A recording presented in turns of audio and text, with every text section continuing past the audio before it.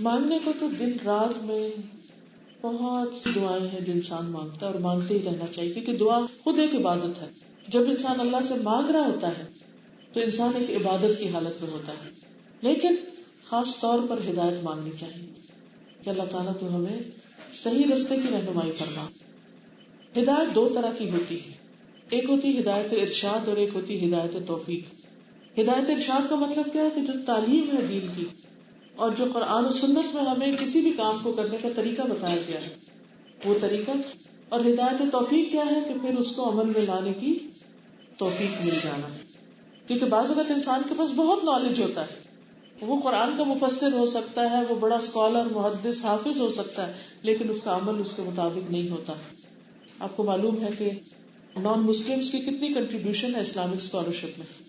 اسلامی جو سبجیکٹس ہیں، چاہے قرآن کا ہو، چاہے وہ عربی لینگویج ہو، چاہے حدیث ہو، ان سب میں انہوں نے بڑی بڑی کتابیں لکھی، قرآن کے ترجمے کیے، بہت کچھ کیا. آپ کو معلوم ہے کہ لین پول کی ڈکشنری جو ہے اس وقت سب سے بڑی ڈکشنری ہے جو عربی سے انگلش ٹرانسلیشن کے لیے استعمال ہوتی ہے. یہ سب کچھ نان مسلم نے کام کیا، دن رات کام کیا. وہ جمع الفاظ النبوی جو تھی، اب تو خیر انٹرنیٹ پہ بہت سرچ کی سہولت میسر آ گئی، المکتبہ شاملہ آ گیا تو مشکل نہیں رہا بہت کچھ تلاش کرنا. لیکن پہلے مسلمز کے پاس ایسی کوئی چیز نہیں تھی جو ان کی بنائی ہوئی، سب رجوع کرتے تھے المعجم الفاظ الحدیث النبوی. نبی صلی اللہ علیہ وسلم کی احادیث کو تلاش کرنے کے لیے جو ڈکشنری استعمال ہوتی تھی وہ لائڈن یونیورسٹی کی چھپی ہوئی تھی، جس میں بہت ساری جو نان مسلمز ہی کی تنظیمیں تھیں انہوں نے کنٹریبیوشن کی اور مل کر وہ چیز تیار کی تھی کیونکہ انہیں ہماری دین میں ریسرچ کرنی تھی. اب آپ دیکھیے کہ اتنا علم ہونے کے باوجود اور بعض مستشرقین نے تو سال ہر سال اپنی زندگی کے لگا دیے قرآن اور حدیث کی تحقیق میں، لیکن کیا ان کو وہ فائدہ دے گا؟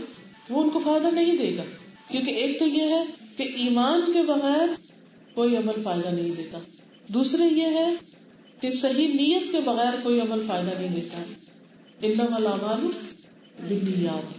تو تیسرے یہ ہے کہ جب تک اس علم پر عمل نہ ہو وہ علم فائدہ نہیں دیتا. علم نافع کون سا علم ہوتا ہے کہ جو انسان کے عمل میں آ جائے. ہم ماسٹرز کا پی ایچ ڈی اور پی ایچ ڈی بھی کیا کئی پی ایچ ڈیز بھی کر لیں اور دن رات ہمارا علم حاصل کرنے میں گزر رہا ہو، سیکھنے اور سکھانے میں بھی ہم بڑے سے بڑے ٹیچر بن جائیں، لیکن جب تک ہمارا عمل نہیں ہوگا وہ علم ہمیں فائدہ نہیں ہوگا، بلکہ وہ علم وبال بن جائے گا، وہ علم ایک بوجھ بن جائے گا. تو ایسی صورت میں کیا مانگنا چاہیے اللہ سے؟ اللہ ہمیں عمل کی توفیق عطا فرما. تو جب ہم کہتے ہیں اہدنا الصراط المستقیم کہ اللہ ہمیں سیدھا راستہ دکھا، اس کا مطلب یہ ہے کہ ہمیں علم بھی دے اور عمل بھی عطا کر، کیونکہ بغیر علم کے عمل درست نہیں اور بغیر عمل کے علم کا فائدہ نہیں، تھوڑا فائدہ ہے.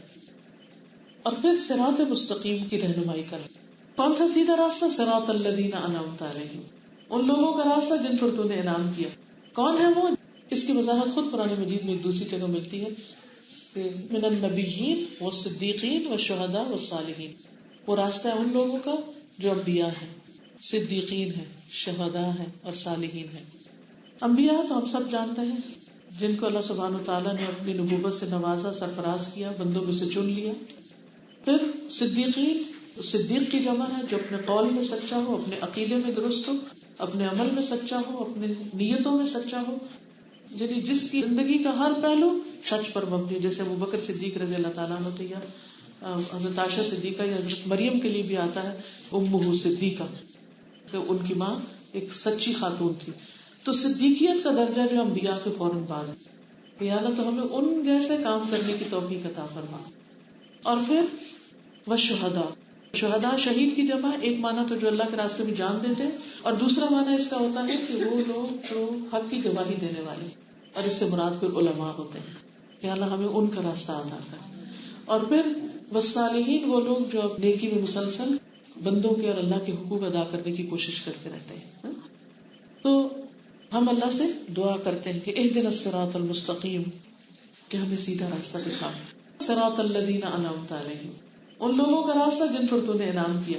کون ہے وہ؟ جن کے پاس علم نافع اور عمل صالح ہے. غیر المغضوب علیہم، ان کا راستہ نہیں جن پر تیرا غضب ہوا. ان سے مراد عام طور پر یہود لیے جاتے ہیں. اہل کتاب تھے, بڑے بڑے اسکالرس تھے ان کے اندر, لیکن ان کا عمل اس کے مطابق نہیں تھا. اللہ سبحانہ وتعالیٰ ان کو قرآن مجید میں کیا کہہ کے خطاب کرتے ہیں؟ یا اہل الکتاب, او پیپل آف بک, اے کتاب والو. یعنی تمہارے پاس علم ہے, کتاب ہے, بہت پڑھنے پڑھانے والے ہو, لیکن کیا نہیں تھا؟ عمل نہیں تھا.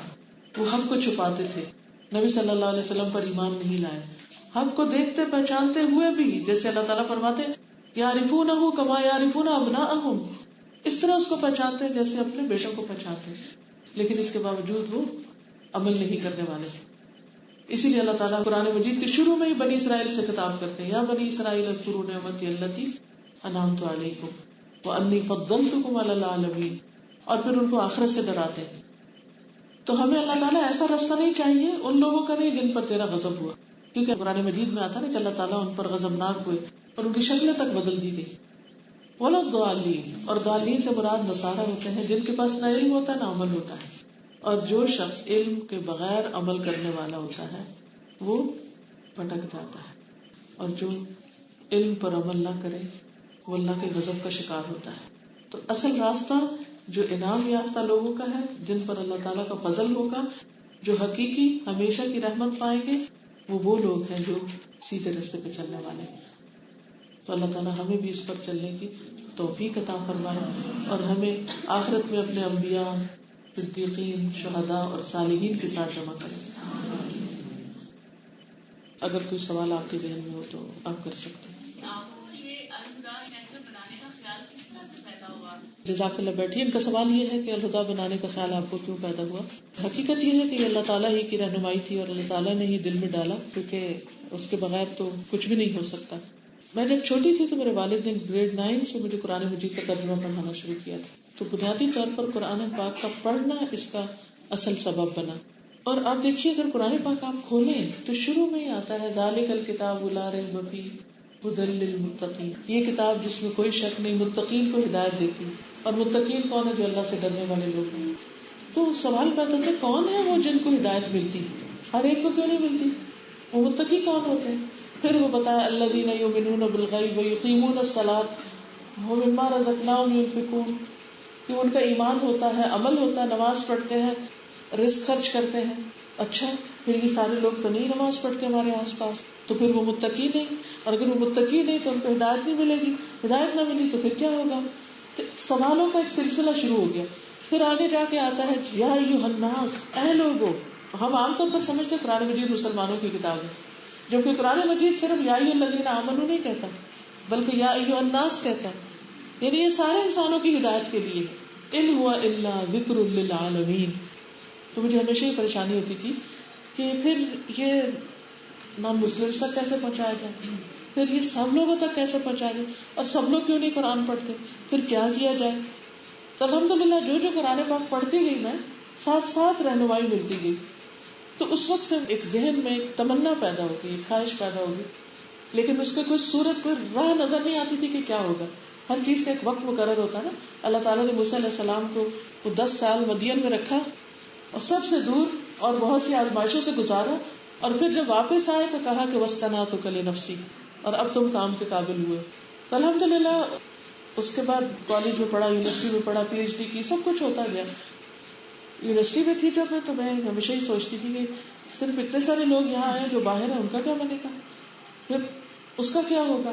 حتیٰ کہ ہمارے گھر میں جو کام کرنے والی عورت آتی تھی وہ کرسچن تھی. اب یقین کریں میں اسے دیکھتی تو مجھے میرے دل کے اندر اتنی تکلیف ہوتی کہ اس کا کیا بنے گا, اس کو کیسے بتایا جائے. تو یہ جو انسانوں کی محبت, انسانوں کی ہمدردی اور انسانوں کی تڑپ, انسانوں کی آخرت کی فکر تھی, اس کے لیے یہ کام شروع کیا. اور الحمدللہ اللہ نے اس میں برکت ڈالی. اور ڈے 1 سے جب الہدا بنا, جب سے میری خواہش یہ تھی کہ صرف میرے لیے نہیں, صرف میرے خاندان کے لیے نہیں, صرف میرے شہر کے لوگوں کے لیے نہیں, صرف میرے ملک کے لوگوں کے لیے نہیں, بلکہ اس زمین پر جو اللہ کی زمین اور اس پر رہنے والی ساری مخلوق اللہ کی ہے, یہ ان سب کے لیے ہے. اس سے سب کو فائدہ پہنچنا چاہیے. تو الحمدللہ پھر اللہ تعالیٰ نے ساتھ ساتھ رہنمائی کی اور راستے کھلتے گئے, اور بہت سنسیئر ایسے لوگ ساتھی بنے کہ جو اس کام کو آگے لے کر بڑھے, اور انہوں نے جان مال وقت کی قربانیاں کی. یہ صرف میری کوشش نہیں, اس میں بہت سارے لوگوں کا حصہ ہے. اللہ تعالیٰ ان سب کو جزائے خیر عطا کرے. اسپیشلی یونیورسٹی بچوں کے لیے میڈیکل کالجز یا جیسے آج کل پڑھائی کا بہت زیادہ FSC انٹری ٹیسٹ بالکل پھر میڈیکل اسٹڈیز، یہ کس طرح کریں بیلنس لائف کو، کتنا ٹائم نکالیں اور کس طرح اس کو لے کے ساتھ چلیں؟ جی، ان کا سوال ٹائم مینجمنٹ کے بارے میں ہے کہ بچیاں یونیورسٹی میں پڑھتی ہیں، کالجز پڑھتی ہیں، اور پھر اس کے ساتھ ساتھ قرآن کو بھی پڑھنا ہے، دین کی تعلیم بھی حاصل کریں، تو بیلنس کس طرح کریں. اور پھر اس میں یہ ہے کہ آگے بڑھ کر جو پھر شادی بھی ہو جاتی ہے، شادی کے بعد بچے ہو جاتے ہیں، پھر اور مصروفیات ہو جاتی، پھر اگر جاب بھی کر رہے ہیں تو پھر کرنا کیا چاہیے. اس میں آپ دیکھیے کہ زندگی کا کوئی مرحلہ ایسا نہیں کہ جس میں آپ مصروف نہ ہوں. جب بچے ہوتے ہیں تو اور مشکلات ہوتے ہیں، جب جوان ہوتے ہیں تو اور مسائل ہوتے ہیں، جب شادی ہو جاتی ہے تو اور مسائل شروع ہوتے ہیں. پہلے اپنے بچے چھوٹے ہوتے ہیں، جب وہ بڑے ہو جاتے ہیں تو پھر ان کی شادی اور ان کے بچے. اب میری جتنی بھی کولیگز ہیں، جو میری ساتھی ہیں جنہوں نے ساتھ مل کے کام شروع کیا، وہ سب ابھی اسٹیج میں آئے ہوئے سمیت میرے کہ ہمارے بچوں کے بچے ہو رہے ہیں. اب کیا ہے، اپنے بچے تو کسی نہ کسی طرح پال کے بڑے کیے کہ چلو ہماری ذمہ داری ختم ہوئی. اب وہ ایک بچے کا بچہ ہے تو وہاں جانا ہے، اس کی ڈلیوری ہے، پھر دوسرے کی ہے، پھر تیسرے کے ساتھ یہ مسئلہ ہے، اب وہ گھر میں وزٹ کرنے کے لیے آ رہے ہیں، اب ٹائم نہیں. اب یہ سب چلتا رہے گا، آخری دم تک، آخری لمحے تک یہ مصروفیات کم نہیں ہو سکتی، یہ اسی طرح رہیں گی. کرنا کیا ہے، ٹائم مینجمنٹ کرنی ہے. ٹائم مینجمنٹ سالانہ اعتبار بھی کر سکتے ہیں، سال کے اعتبار سے، کہ سال کا ایک مہینہ، مثلا رمضان کا مہینہ میں نے چھٹی لے کر اس میں نے ہر روز ایک سپارے کا مطالعہ کرنا ہے. اور اس کے لیے فہم القرآن کا ہمارا پروگرام جیسے ہوتا ہے، یہ اسی چیز کو سامنے رکھ کے بنایا گیا تھا کہ 30 دنوں میں پورے قرآن کا ترجمہ لوگ سن لیں. اگر پڑھ نہیں بھی سکتے، خود سے نہیں سمجھ سکتے، تو ایک دفعہ وہ کر لیں. ہو گیا، کم از کم ایک دفعہ پورے قرآن سے گزر کے الحمدللہ. پھر دل چاہتا ہے کہ اور کرے. اب آپ کیا کر سکتے ہیں کہ اپنا منتھلی اسکیڈول بنا سکتے ہیں یا ویکلی بنا سکتے ہیں. ویکلی اسکیڈول میں کیا ہے کہ جیسے چھٹی کا ایک دن ہے تو چھٹی کے ایک دن میں 1 گھنٹہ آپ قرآن کے لیے وقف کر دیں، اس ٹائم کو بلاک کر دیں، اور کچھ نہیں کرنا، یہ میری قرآن کلاس کا وقت ہے.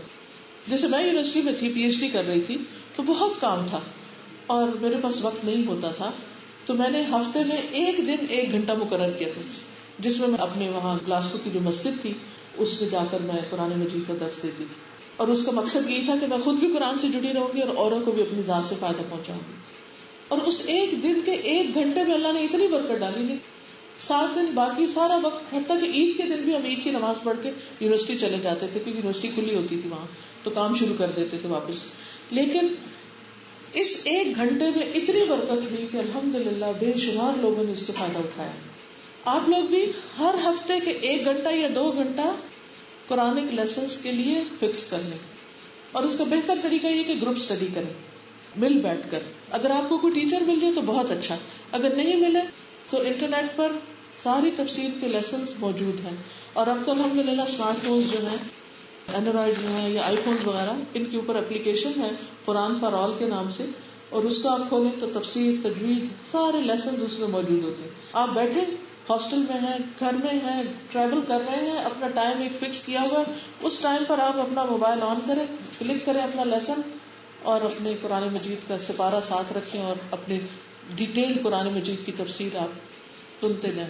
پھر اگر آپ کو وقت ملے تو آپ یہ بھی کر سکتے ہیں، جیسے ہمارے سال کے کورسز ہوتے ہیں، 1 سال کی بریک لے کر آپ اپنے آپ کو پورا 1 سال کے لیے وقت کر کے پوری تعلیم حاصل کر لیں، اور اس کے بعد دوبارہ اپنی اسکول یونیورسٹی شروع کر لیں.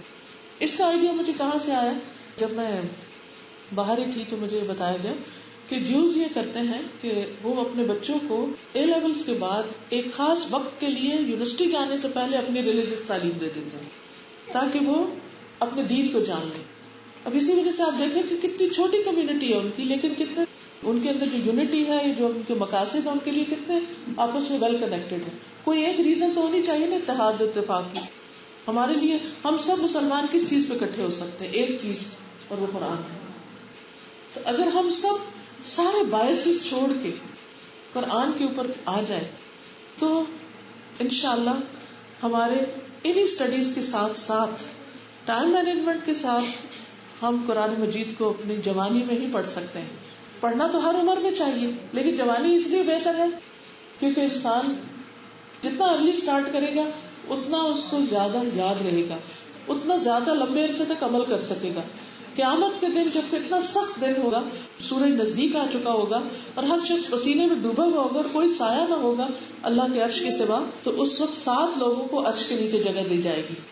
ان میں سے ایک وہ ہوگا جس نے اپنی جوانی میں رب کی عبادت کی, جس نے جوانی میں اللہ کی عبادت کی. تو آپ ماشاءاللہ سب اس وقت ہال بھرا ہوا جوان لوگوں سے, آپ سب کو میں یہ کہوں گی کہ انتظار نہ کیجیے کہ اچھا بوڑھے ہوں گے اور سارے کام ہو جائیں گے, اسٹڈیز ہو جائیں گی, جابز ہو جائیں گی, شادیاں ہو جائیں گی, بچوں کے, پھر ہم اللہ کے لیے وقت نکالیں گے.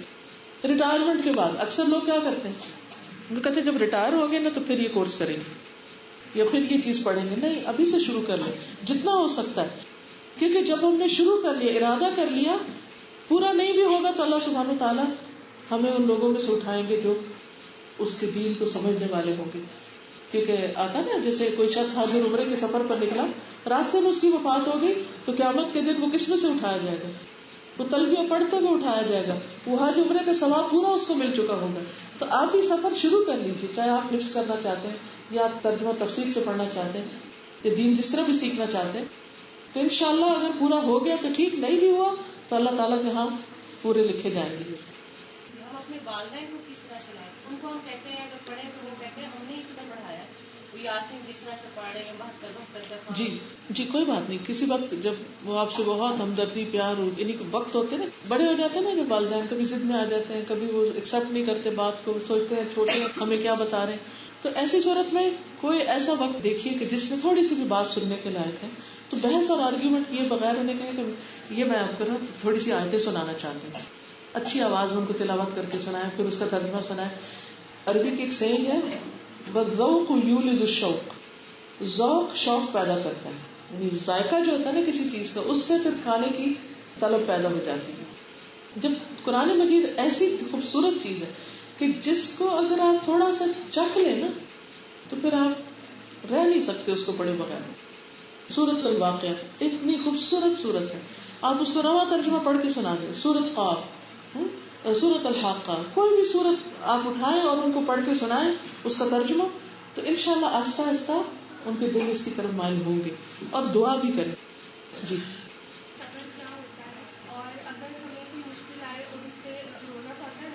جی بالکل ٹھیک ہے. ان کا سوال یہ کہ صبر کیا ہے.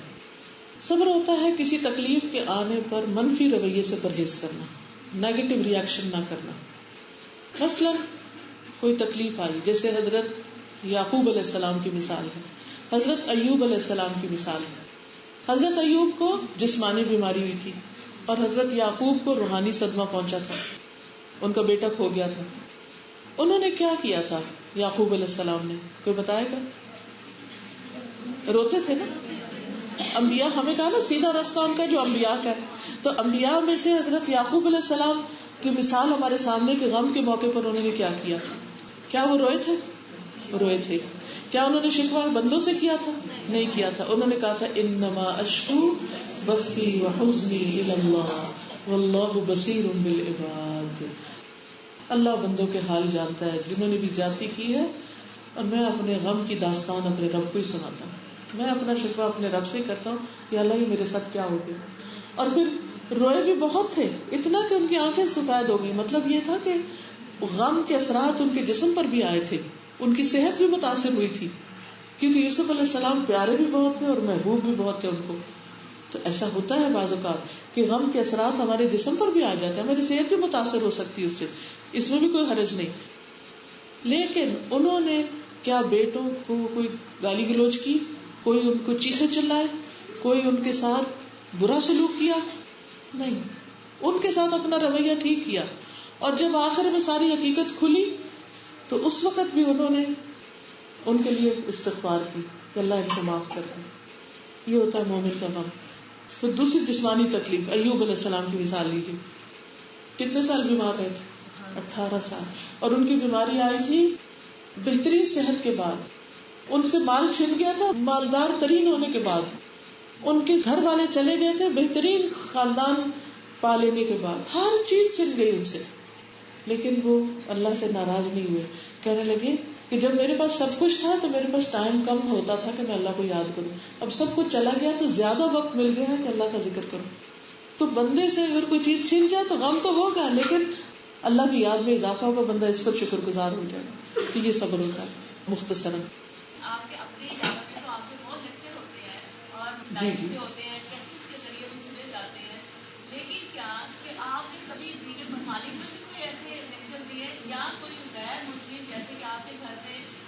آیا کام کرتی تھی وہ کرسچن تھی تو کوئی الحمدللہ ایسے کئی لوگ مسلمان بھی ہوئے ہیں. اور جہاں موقع ملتا ہے میں نے کبھی کسی کو انکار نہیں کیا, جب موقع ملے جیسے یہاں تو میں حاضر ہو گئی ہوں. بس ڈپینڈ کرتا ہے کہ وقت کیسا ہے, کیونکہ ایک کے بعد ایک مصروفیت ہوتی ہے. ان کا سوال یہ ہے کہ اگر ہمیں کوئی غم یا دکھ ملتا تو کسی سے شیئر کر سکتے ہیں لیکن لمٹ کے اندر, کیونکہ یہ عادت نہیں بن جانی چاہیے کہ جو ملے اس کو اپنی داستان سنانی شروع کریں. بعض لوگوں کی عادت یہ ہوتی ہے کہ اگر ان کو تھوڑی سی بھی تکلیف ہو, مثلا ہاتھ پہ چوٹ لگی تو جو سامنے کہ دیکھو مجھے چوٹ لگی, وہ گیا ایک اور آیا تو دیکھو چوٹ لگی. یعنی اٹینشن سیکر نہیں ہونا چاہیے, صرف اس سے مسئلہ بیان کریں جو آپ کو کوئی حل بتاتا ہے. ٹھیک ہے جی ہاں جی جی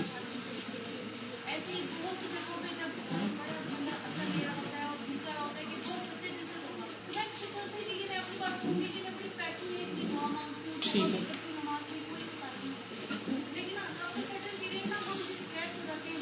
بالکل ٹھیک کہا آپ نے.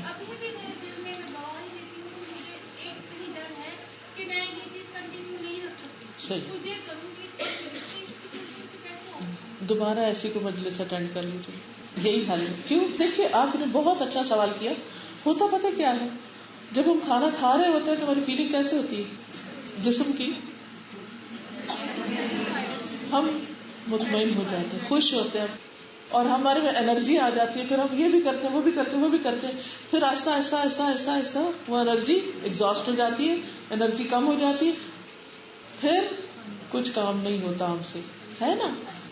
وی آر ہیومنز, ہمارے سسٹم ایسے کام کرتے ہیں. پھر ہمیں کیا ضرورت پیش آتی, پھر کھانے کی ضرورت پیش آتی, پھر کھا لیتے ہیں. روحانی طور پر بھی یہ ہوتا ہے, جب غذا ملتی ہے ہم انرجائز ہو جاتے ہیں, ہم سچے دل سے توبہ بھی کرتے ہیں, ہم اچھے اچھے کام بھی شروع کر دیتے ہیں. لیکن کچھ عرصے کے بعد پھر ہمیں شیطان بہکانے لگتا ہے, یا ہماری انرجی لیولز لو ہوتے ہیں, پھر ہم دوبارہ اس روٹین پہ واپس جانے لگتے ہیں. چلو اگر 100% واپس نہیں تو کچھ نہ کچھ پیچھے آ جاتے, پھر ضرورت ہوتی ہے کہ دوبارہ ہم کچھ سنیں, کچھ کریں. اسی لیے جمعے کا دن کیوں رکھا گیا, تاکہ اس دن خطبہ ہو, لوگوں کو ایک ایمانی بوسٹ ملے. پھر جمعے کے علاوہ بھی تعلیم کی مجلسیں ہونی چاہیے, تاکہ جب کم ہونے لگے ایک لیکچر اور سن لیں.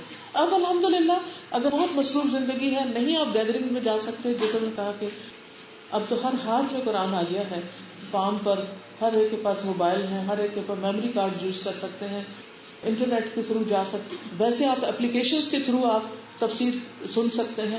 تو اپنے لیے ایک اسکیڈول بنائیے, ہفتہ وار یا ڈیلی یا کسی بھی طرح کہ جس میں ہم اپنے ایمان کو انرجائز کریں. جیسے ایک صحابی نے دوسرے سے کہا تھا نا کہ آؤ ایک لمحے کے لیے ایمان لے آئیں, تو انہوں نے کہا کہ ہم تو پہلے ایمان والے. تو نبی صلی اللہ علیہ وسلم کے پاس گئے, تو ان کا مطلب کیا تھا آپ نے بتایا ہم کو کہ مل کر اللہ کا ذکر کریں. حضرت موسیٰ علیہ السلام نے کیا کہا تھا کہ اللہ سبحانہ وتعالیٰ سے کہ آپ ہارون کو میرا مددگار بنائیں, کئی نسبحک کثیرا ونذکرک کثیرا انک کنت بنا بصیرا, تاکہ ہم کثرت سے تیری تسبیح کریں, کثرت سے تیرا ذکر کریں, تجھے یاد کریں, تو ہمیں دیکھتا ہے.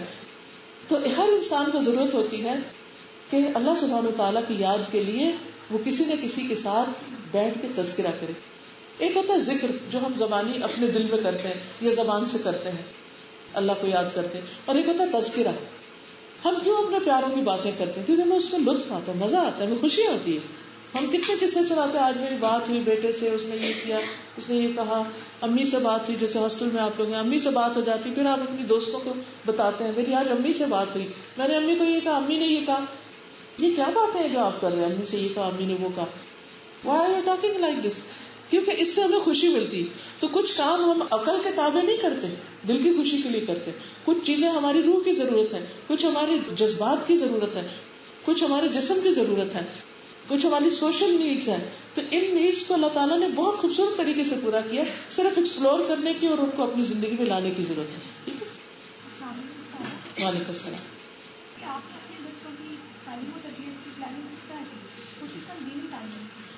جی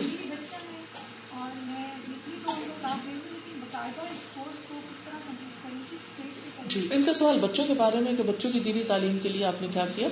اس میں بھی یہ کہ ٹائم مینجمنٹ, کچھ چیزیں فارمل ایجوکیشن سے بچے سیکھتے ہیں اور کچھ انفارمل طریقے سے. فارمل ایجوکیشن کیا ہے کہ آپ ان کو پراپر پڑھائیں. میری 3 بیٹیاں الحمدللہ، اور تینوں کو میں نے اسی طرح پورے قرآن پاک کی تفسیر کروائی ہے.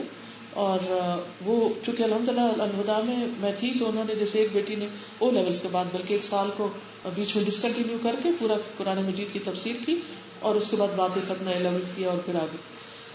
اسی طرح باقی بچیوں نے بھی پڑھا. بیٹے کو میں نے 1-on-1 بیس پہ پڑھا کیونکہ لڑکوں کا کوئی الہدا نہیں تھا، تو پھر مشکل یہ تھی کہ اس کو تو ایسے تو نہیں چھوڑ سکتی. تو اس کے ساتھ پھر میں نے سیشن ہر روز رات کو ہمارا ٹائم ہوتا تھا جس میں اس کو پڑھاتی تھی. اس نے بھی اے لیولز کے بعد مجھ سے پڑھا، اور رمضان میں پھر روز پڑھ کے اس کو مکمل کیا قرآن مجید کو. یہ تو تھا فارمل. لیکن انفارمل طریقہ کیا ہے کہ ماں جو ہوتی ہے ایک رول ماڈل ہوتی ہے. اگر آپ چاہتے ہیں نا کہ بچوں کے اندر اچھا اخلاق ہے تو پہلے اپنا اخلاق اچھا کریں. اگر آپ چاہتے ہیں کہ بچے اچھی نماز پڑھیں تو پہلے آپ ان کو خود پڑھ کے بتائیں. آپ چاہتے ہیں بچے سچ بولیں تو آپ سچ بولنے والے ہوں، کیونکہ بچے جتنا عمل سے آپ کے سیکھتے ہیں اتنا لیکچر سے نہیں سیکھتے. تو اس کا یہ مطلب نہیں کہ ہمیں کوئی کتاب نہیں پڑھانی ہے کچھ. پھر میں نے ایک مسلسل سلسلہ یہ جاری رکھا کہ جیسے اپنے بیٹے کو صبح اسکول بھیجتی تھی تیار کر کے، نہلاتی پوتی دلاتی سب اس کے چھوٹے چھوٹے کام، تو اس دوران اس سے باتیں کرتی تھی.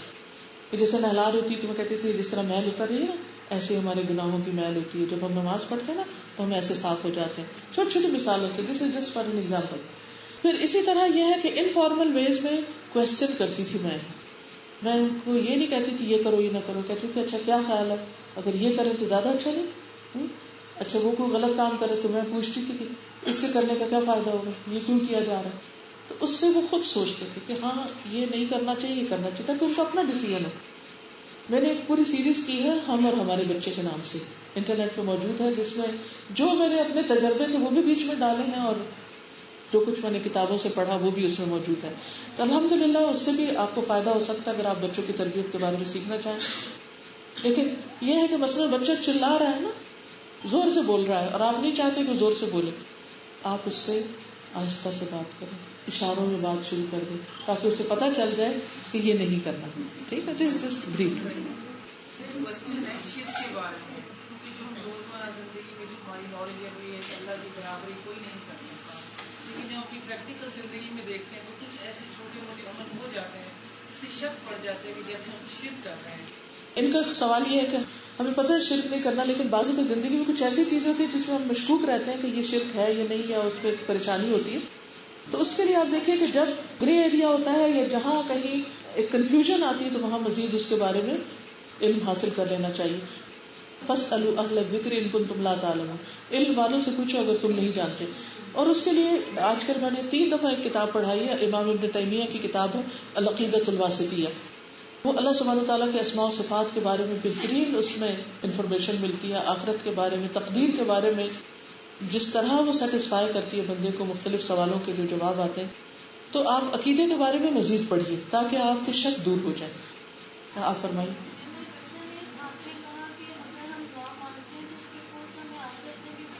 جی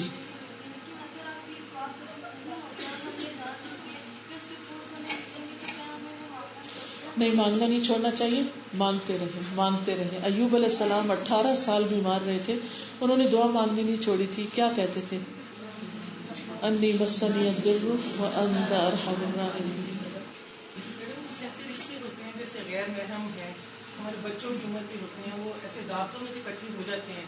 اب ہمارے اندر تڑپ ہوتی ہے کہ ان کو کچھ بتا دیں، ہنس رہے ہیں، بول رہے ہیں، بات کا سڑکوں میں بیٹھے ہیں، بات کا تاش کھیل رہے ہیں ڈرائیور لوگ. بالکل. تو پھر ایسے جب وہ تڑپ ہوتی ہے تو ہم لوگ کیسے ان کو بتائیں؟ ان سے جیسے بات چیت کرتے ہیں اسی طرح ان سے پردے میں بیٹھ کے بات چیت کر سکتے ہیں. میرا کوشچن کاسٹ سسٹم کے حوالے سے ہے کہ ہمارے یہاں یہ چیز کافی زیادہ کامن ہو چکی ہے کہ ہم لوگ رشتے کرتے ہیں لوگ کو اپنی ہی کاسٹ میں یا اپنی سیکٹ میں جاتا ہے. اس حوالے سے آپ کیا کہیں گے؟ یہ ہمارے کلچر میں ہے، دین میں نہیں ہے. ایک کوشچن ہے کہ جب ہم دنیا میں کسی محبت کرتے ہیں تو ہم کہتے ہیں ہم بے بس ہیں، تو ہم اللہ کی محبت میں کیسے بے بس ہو سکتے ہیں؟ اس کے ذرائع کیسے ہو سکتے ہیں کہ ہم کوئی بھی رکاوٹ آئے ہم اس کو رکاوٹ کو قبول نہ کریں بلکہ بے بسی میں ہم ایسے عمل کر جائیں اس دنیا میں کا کیا ہے؟ اس میں آپ غور کیجیے کہ دنیا میں اگر محبت کسی کے دل میں آئی اور آپ سب کچھ قربان کرنے کو تیار ہے تو وہ کیسے آئی؟ اس کی کوئی خوبی دیکھ کر، کوئی وجہ تھی، کوئی ادا اس کی پسند آ گئی یا کوئی بھی ریزن تھی. تو اسی طرح اللہ کی محبت کے لیے ایک تو اللہ کی کتاب کا پڑھنا بہت فائدہ دیتے ہیں. مجھے حقیقی معنوں میں اللہ کی محبت نصیب ہوئی ہے قرآن کے ذریعے.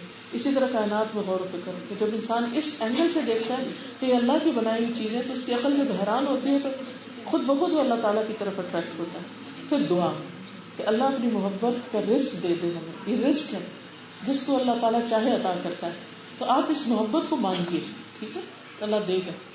سوال بھی تھوڑا سا کنٹینیو کروں گی. میں چاہتی ہوں کہ آپ ڈفرینشیٹ کریں between Allah love and human love, اور یہ بتائیں کہ اللہ کی خاطر محبت کرنا کیا ہوتا ہے. ایک جامعہ جواب مجھے چاہیے جو میں کب سے ڈھونڈی مجھے نہیں ملا. آپ نے 3 چیزیں پوچھی ہیں. پہلا حصہ ہے اللہ کی محبت, دوسری ہے بندوں کی محبت, اور تیسری ہے اللہ کی خاطر بندوں سے محبت. ٹھیک ہے, کیونکہ اس کا اجر بہت بڑا. کوئی بھی چیز جب آپ کے ذہن میں آئے نا, ایک اصول دے دیتی ہوں, تو ہمیشہ دیکھا کیجئے کہ نبی صلی اللہ علیہ وسلم کی زندگی میں یہ سب کچھ کیسے تھا. ٹھیک ہے, تو وہاں سے آپ کو ایک معتدل بیلنس پوائنٹ آف ویو ملے گا. کیا نبی صلی اللہ علیہ وسلم نے کسی انسان سے محبت کی؟ میرا سوال ہے آپ سے, کی کس سے کی؟ حضرت خدیجہ سے, حضرت عائشہ سے, حضرت ابوبکر صدیق سے, بہت سے لوگوں سے.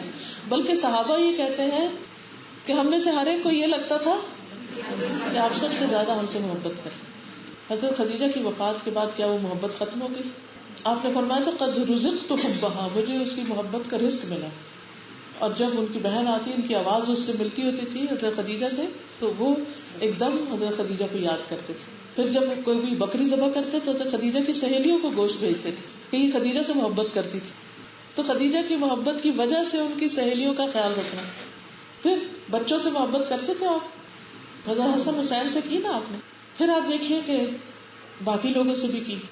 اچھا, لیکن ازواج مطہرات کیا کہتی ہیں کہ جب آپ گھر میں ہوتے تھے تو ہم سے ہنسی مذاق کر رہے ہوتے تھے, خوش باش بات چیت کر رہے ہوتے تھے, لیکن جو ہی آزان ہوتی تو ہم سے اجنبی ہو جاتے تھے.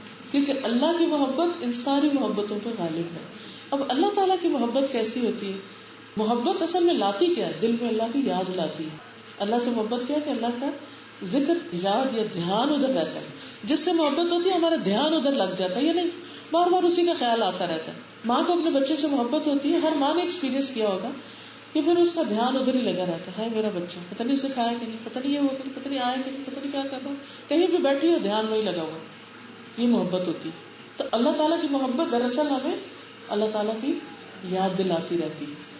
اللہ کو یاد کرتے ہیں تو اللہ تعالیٰ ہمیں یاد کرتے ہیں. فاذکرونی اذکرکم واشکرونی ولا تکفرون. اس میں بھی آپ دیکھیے, اللہ سے محبت کے بارے میں بھی دیکھیے. کیا نبی صلی اللہ علیہ وسلم کو اللہ تعالیٰ سے محبت تھی؟ پھر وہ کیا کرتے تھے اس محبت میں؟ کیا محبت انسان کو زیادہ کام کرنے پہ آمادہ کرتی ہے یا بیکار کر دیتی ہے؟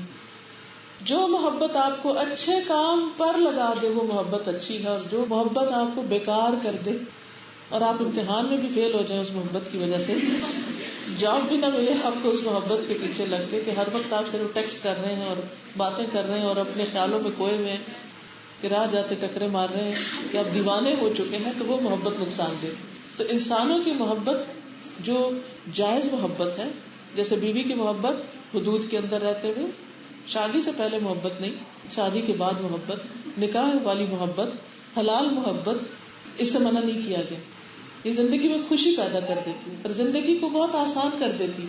ایک بڑی ذمہ داری آ رہی ہوتی ہے نا شادی کے بعد. اللہ تعالیٰ کو پتا تھا کہ بچے پیدا کرنا, گھر بنانا اور ان کی ذمہ داریاں پوری کرنا بڑا مشکل کام ہے, تو چلو ان دونوں میں درمیان محبت ڈال دیں تاکہ اس بوجھ کو آسانی سے خوشی خوشی اٹھا لیں. بچے کی محبت ماں کے دل میں ڈالی, حمل ولادت ساری تکلیفیں خوشی خوشی اٹھاتی, روتی بھی ہے تو خوشحال ہنس رہی ہوتی ہے. اب تیسری چیز ہے کہ اللہ کی خاطر محبت. تو یہی اللہ کی خاطر محبت ہوتی ہے کہ انسان جس سے محبت کرے, جب اس کے پاس بیٹھے تو کیا ہو, اللہ کی محبت میں اضافہ ہو, نہ کہ اس کے پاس بیٹھ کے وہ دنیا بھر کی غیبت کرے کہ اللہ کی محبت میں کمی کر کے آئے. کہنے کو کیا کہے کہ میں اللہ کی خاطر اس سے محبت کرتا, نہیں, یہ جھوٹی محبت ہے. اللہ کی خاطر محبت وہ ہوتی ہے جو اللہ کی محبت میں اضافہ کر دیتی ہے. جی شکایت ہو جاتی ہے کہ اللہ آپ اتنے گناہ ہے. دوسرا ایک کوشچن ہے کہ ہم لوگ آپس میں بات کرتے ہیں, کوئی ٹینشن شیئر کرتے ہیں, تو پھر ہم کتھارسس کرتے ہیں, وہ غیبت کسی کے بارے میں جو یہ ٹینشن, تو खचार से तो यार रिवर्स है, ऐसी टेंशन होती है कि आप अल्लाह में से शेयर करके आपको नहीं मिला था, तो कहते हैं किसी बंदे से दोस्त से किसी से शेयर करो। अगर किसी ऐसे बंदे से शेयर कर रहे हैं जो आपको कोई सही मशवरा देने वाला है और उसी से शेयर कर रहे हैं, हर एक से नहीं शेयर कर रहे, फिर तो ठीक है, ठीक है। फिर उसमें आप हल ढूंढ रहे हैं ना, आप नाम ना बताएं, ठीक, जिससे शेयर कर रहे हैं उससे नाम ना बताएं, उससे ये कहें कि मेरे साथ एक मसला यूं पेश आया है, इसका मुझे हल चाहिए, किसी ने मेरे साथ ये किया ये किया ये किया, फिर वो सेफ साइड पे हो गया। लेकिन वो ऐसा समझदार इंसान हो कि आपको सही मशवरा देना कि उल्टा आपको और बिगाड़ दे। दूसरा ये कि हर एक से ना करें, क्योंकि जब हमें किसी शिकवा तो बाज लोग मजलिस में बैठ के बड़ी मजलिस में दूसरों के खिलाफ बातें शुरू कर देते और अपने अमल जाया कर देते, और नहीं किसी को कुछ मिलता तो हुक्मरानों के खिलाफ दुनिया भर की पॉलिटिक्स डिस्कस कर करके उनका मजाक उड़ाने लगते, तो इससे भी बचना चाहिए। मोस्टली ये सुना गया और ये होता है कि हम ये कहते हैं कि हर चीज प्री डिफाइन है, कि अल्लाह ताला ने किसी की किस्मत में तकदीर जो है वो लिख दी है। या जैसे हमारे मतलब कि इस्लाम में भी बहुत से वाक़यात हैं, जैसे कि एक सहाबी थे तो वो एक गज़वा में जो है वो बहुत अच्छी तरीके से फाइट कर रहे थे, और वो मतलब हज़रत ने फरमाया कि ये शहीद नहीं होंगे तो मतलब कि ये जहन्नम में जाएंगे या ये वो, तो मतलब वो अपनी तरफ से पूरी फाइट कर रहे थे और आखिर फाइट कर करके वो शहीद नहीं हुए, और वो फिर उन्होंने एक तरह से खुदकशी मतलब करी। तो मतलब ये क्या है कि मतलब एक बंदा वो कोशिश कर रहा है, हमारे हाथ में फिर क्या है कि अगर हर चीज पहले से प्री डिफाइन है। उसमें आप देखिए कि तकदीर जो है वो अल्लाह ताला का इल्म है। अल्लाह ताला ने इंसानों की तख्लीक से 50,000 साल पहले कलम पैदा की और उसे कहा कि लिखो, और उसने पूछा क्या लिखूं, और मैं जो क़यामत तक होने वाला है वो सब लिख दो। ये अल्लाह ताला का इल्म था। मेरा सवाल ये कि क्या अल्लाह को इल्म होना चाहिए या नहीं होना चाहिए? होना चाहिए ना। उसका ये इल्म जाती होना चाहिए, दूसरों से लिया हुआ होना चाहिए जाती, क्योंकि वो इलाह है, वो रब है, वो माबूद है, इसके बगैर वो हो नहीं सकता। अगर वो किसी से इल्म हासिल करता है तो इसका मतलब उस पर डिपेंडेंट है। दूसरी बात ये जाननी चाहिए कि तकदीर अल्लाह का राज है, उसको पता है, किसी और को नहीं पता क्या होने वाला है। अल्लाह ही किसी को बता दे, जैसे नबी सल्लल्लाहु अलैहि वसल्लम को कुछ चीजें बताई वही के जरिए, आता है ना कुरान मजीद में कि गैब का इल्म अल्लाह के पास है, उनकी कुंजियां अल्लाह ही को पता है, किसी और को नहीं पता। ये सारे लौह महफूज में हर चीज लिखी हुई, ये अल्लाह ताला का कंप्लीट नॉलेज है कि आज से एंड तक क्या होने वाला है, क्या होने वाला है, क्योंकि हर चीज उसी की बनाई हुई, प्लानिंग भी उसी की है, चीजें क्रिएट भी उसी ने की है, सब कुछ। तो उसको ये पता था कि ये चीजें कैसे काम करेगी, कौन सी चीज कहाँ रखी जाएगी तो क्या उसका रिएक्शन होगा। मसलन अगर आप पानी के अंदर मीठा डालें तो पानी क्या होगा, मीठा, और नमक डालें तो अच्छा। हमें कैसे ये पता चलता है? तजर्बा करके। अल्लाह को कैसे पता चलता है? पहले से पता है कि ये नमक और ये नमकीन है और ये मीठा और ये मीठा है। तो ये अल्लाह ताला का अल-इल्मुल अस्साबिक, यानी तकदीर के अल्लाह का वो इल्म जो काम के होने से पहले ही उसके इल्म में है। क्यों इल्म में है उसके? क्योंकि उसको पता था कि कौन सी चीज कैसे उसको जब कुछ मिलेगा तो क्या करेगा, कौन सा इंसान अपनी ख्वाहिश पर काबू पा लेगा, कौन सा अपनी नीयत काबू नहीं पा सकेगा। वो जो शख्स नहीं शहीद होने वाला था, अल्लाह को पहले पता था, जो प्रॉफिट को बता दिया गया कि इस शख्स की नीयत दुरुस्त नहीं, या ये शख्स काम सही तरीके पर नहीं कर रहा। दूसरी बात ये, एक है बंदे का इरादा, एक है अल्लाह का इरादा। जब ये दोनों मिलते हैं तो काम होता है। फिर यह है कि अल्लाह ताला ने बंदों को इख्तियार दिया है। मसलन इस बोतल को मैं यहाँ रखूं, यहाँ रखूं, यहाँ रखूं या वहां रखूं, इसका मुझे इख्तियार है कि नहीं। और फिर हमें टेस्ट में डाला गया है कि ये बोतल तुम्हें दी जा रही है, इसका सही इस्तेमाल करना, इसे लोगों पे नहीं फेंकना। अगर अपने पास रखोगे तो कोई हर्ज नहीं, और अगर लोगों पे फेंका तो पकड़ोगे, क्योंकि अल्लाह ताला ने हमें मजबूर नहीं पैदा किया। लेकिन ये इख्तियार लिमिटेड है। कितना कि मसलन यहाँ तक अगर बोतल है तो यहाँ से तो पकड़ सकते, तो नहीं वहां है तो फिर मेरे हाथ की रीख से बाहर है, वहां तक मुझे जाने के लिए कोशिश करनी पड़ेगी। अल्लाह ताला ने हमें इख्तियार दिया है, इसीलिए मैं इस वक्त बोल रही हूँ। अगर इख्तियार ना होता तो मैं बोल नहीं सकती थी। ओके, अब ये जो इख्तियार हमें दिया गया है, इसका सही इस्तेमाल हमारा टेस्ट है। जिन चीजों के बारे में हमारा इख्तियार ही नहीं, उनके बारे में हमारी पूछ ही नहीं। फिर ये इख्तियार अनलिमिटेड नहीं। अगर अनलिमिटेड हो तो हम खुदा होते। अनलिमिटेड सिर्फ अल्लाह का, और लिमिटेड बंदों का है। फिर उसके बाद एक और चीज याद रखिए, अल्लाह अपने बंदों पर जालिम है या मेहरबान? मेहरबान। वो किसी पर जुल्म नहीं करता। ٹھیک ہے, اس نے کسی پہ ظلم نہیں کیا. کیا وہ چاہتا ہے کہ بندے ظلم کریں ایک دوسرے پر؟ اللہ تعالیٰ نے فرمایا کہ اللہ نے اپنے اوپر ظلم حرام کیا اور آپس میں تمہارے درمیان بھی حرام کیا, تم ایک دوسرے پہ ظلم نہ کرو. تو اللہ تعالیٰ کا علم ہونے کا مطلب یہ نہیں کہ اللہ نے ہمیں غلط کاموں پہ مجبور کیا. ٹھیک ہے, اس پر اگر آپ ڈیٹیل پڑھنا چاہیں تو میرے عقیدہ واسطیہ کے لیکچرز تقدیر کے اوپر جو میں نے اس میں بتایا ہے, اگر آپ اس کو تفصیل سے پڑھ لیں تو انشاءاللہ شافی و کافی بات ہوگی.